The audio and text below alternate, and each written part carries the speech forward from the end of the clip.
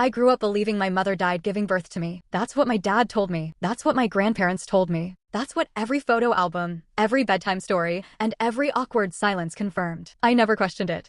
I just accepted that the woman who raised me, my stepmom, Karen, was the one who stepped in when my real mom couldn't be there. Karen was distant. Not cruel, but cold. She cooked, cleaned, drove me to school, but never hugged me. Never said, I love you. She was more like a live-in guardian than a parent. My dad, on the other hand, was everything. He was warm, funny, affectionate. He made me feel like I mattered.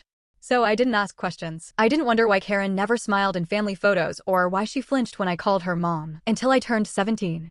It started with a box, a dusty, forgotten box in the attic. I was looking for old Halloween decorations when I found it, tucked behind insulation, sealed with duct tape. It wasn't labeled, but something about it felt forbidden.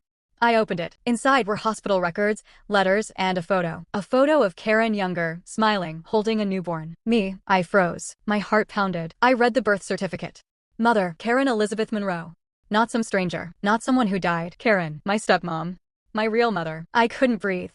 I confronted my dad that night. He looked like he'd aged 10 years in 10 seconds. He didn't deny it. He just sat down and said, I was trying to protect you. Protect me from what? He told me Karen had suffered from severe postpartum psychosis after I was born. She'd been hospitalized for nearly a year. She'd tried to hurt herself, tried to hurt me. He said she didn't remember those months. That when she came back, she was different, fragile, detached.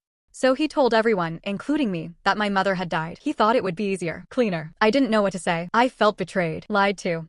Like my entire life had been a performance, and I was the only one who didn't know the script. I didn't speak to Karen for 3 days. I couldn't even look at her. But on the 4th day, she knocked on my door. She didn't say anything at first, just sat on the edge of my bed and handed me a letter. It was dated 2 years ago. It read, I don't know how to be your mother. I don't know if I deserve to be, but I love you. I've always loved you, even when I didn't know how to show it. I cried. She cried. And for the first time in 17 years, she hugged me. The healing wasn't instant. I had questions, anger, confusion. I started therapy. So did Karen. We went together sometimes. We talked about the past, the hospital, the silence, the fear. She told me she remembered flashes. Me crying, her screaming, nurses pulling me away. She said she hated herself for it, that she never forgave herself. That's why she kept her distance. She thought she didn't deserve to be close. I told her I needed time. She gave it to me. Months passed. We started cooking together, watching movies, laughing. It was awkward at first, like learning to walk again. But slowly, we built something real, something honest. My dad apologized 100 times. I forgave him, eventually. I still think about that box in the attic, about how one discovery can change everything, about how love isn't always loud or obvious. Sometimes it's quiet, sometimes it's broken, but it's still love.